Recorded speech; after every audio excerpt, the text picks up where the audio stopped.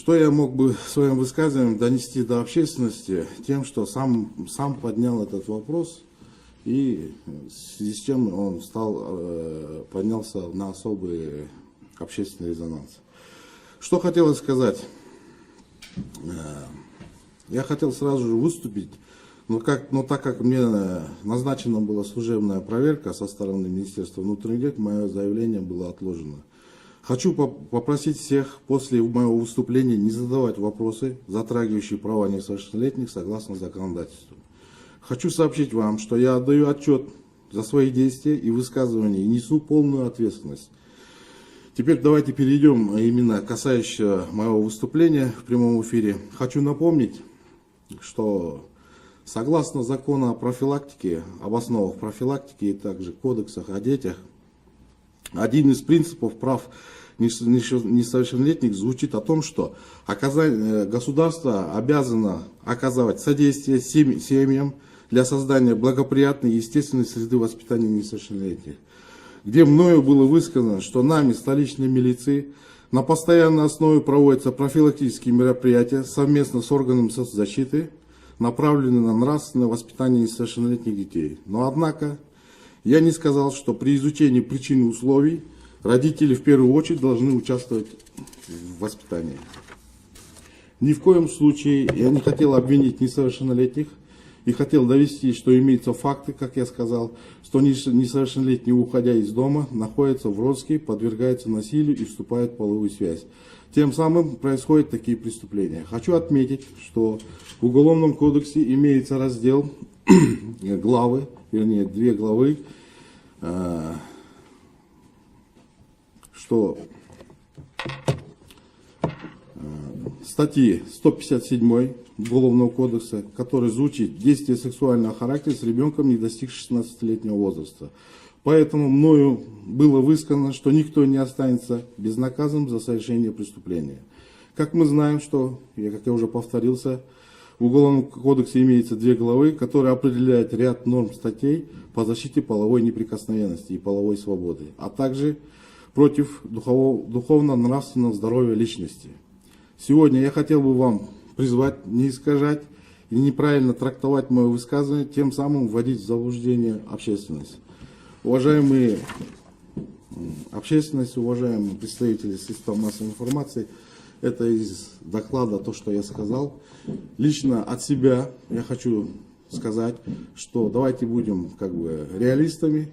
Я офицер, в первую очередь, я гражданин Кыргызской республики, я офицер со стажем работы более 20 лет, и я никогда не посмел бы себе высказаться именно в качестве того, что несовершеннолетних обвинить в совершенных преступлениях и покрывая преступников, то есть насильников. Если в моих высказываниях где-то была совершена ошибка, прошу меня извинить. Спасибо. Можно, да? Нет, но я все-таки скажу, да, я вот как раз, наверное, один из единственных участников мирного собрания. Меня зовут Гульшейра Дересулова, я возглавляю правозащитный центр Колумшаны. И вы правильно ответили, что вы офицер, и вы сказали, что вы даете полностью отчет и берете за всю ответственность за сказанное ранее в прямом эфире. Знаете, вы же открыли сейчас зеленый свет. Вот вашими высказываниями вы открыли зеленый цвет к насилию. И сейчас просто вот таким заявлением очень трудно будет остановить. Я просто хотела бы вам порекомендовать, наверное, да, и где-то с вами, возможно, обсудить, что мы будем делать. Вы фактически сказали, что все жертвы насилия сами хотят этого. Не фактически, я пересмотрела ваше интервью. Я несколько раз, уважаемый товарищ офицер, давайте... Хорошо, давайте вы расскажите, да. а потом скажу. Кроме этого, у правоохранительных органов, вот так же, как и у нас у правозащитников, мы же как работаем? Мы работаем с учетом принципа «не навреди». Мы многие вещи почему не говорим? Когда идут следственные мероприятия, какие-то вещи происходят. В целом, почему мы не говорим? Чтобы не навредить жертве, чтобы не увеличить эти факты. Чтобы фактов преступлений было меньше. Мы не пиаримся, как вы и мы так работаем. А вы сейчас нарушили принцип «не навреди». Вы своим заявлением на весь Кыргызстан сказали, что жертвы насилия сами этого хотят, сами этого хотят. Вы несколько раз, причем это же везде, ну хорошо, ладно, я думала, там перепечатали неправильно, так я же прослушала вас несколько раз.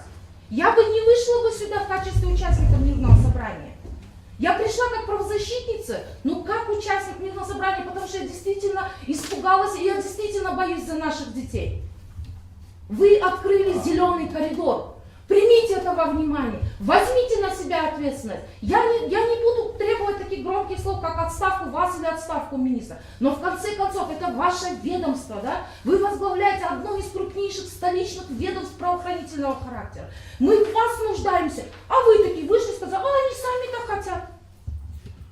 Хорошо, я Эми отвечу. мындай айтканда, кыргызча айтканда, сиздин эле балдарыңыз бар болсо керек. О, мындай. Баарыбыздын эле балдар. Я тоже, у меня семья есть, у меня есть дети. Ежедневно, глядя на оперативную обстановку, исходя из своих личных побуждений, я употребил единственное слово «сами». Но некоторые товарищи это опубликовали в заголовке, это каждых, и тем самым взбудоражили. Хотя это слово «сами» для меня, конечно, очень, я виноват в этом, то, что слово «сами» употребил.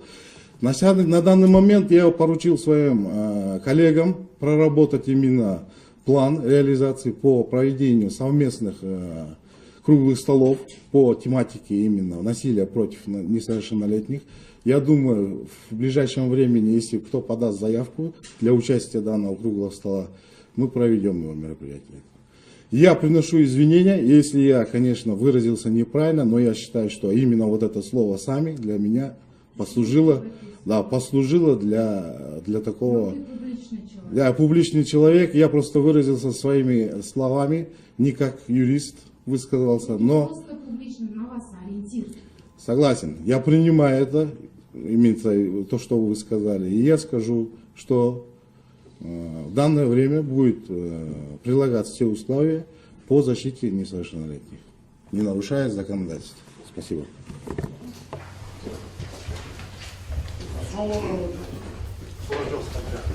Готовы ли вы пойти в отставку, как Мен требует номер правозащитник? не Это не обсуждается.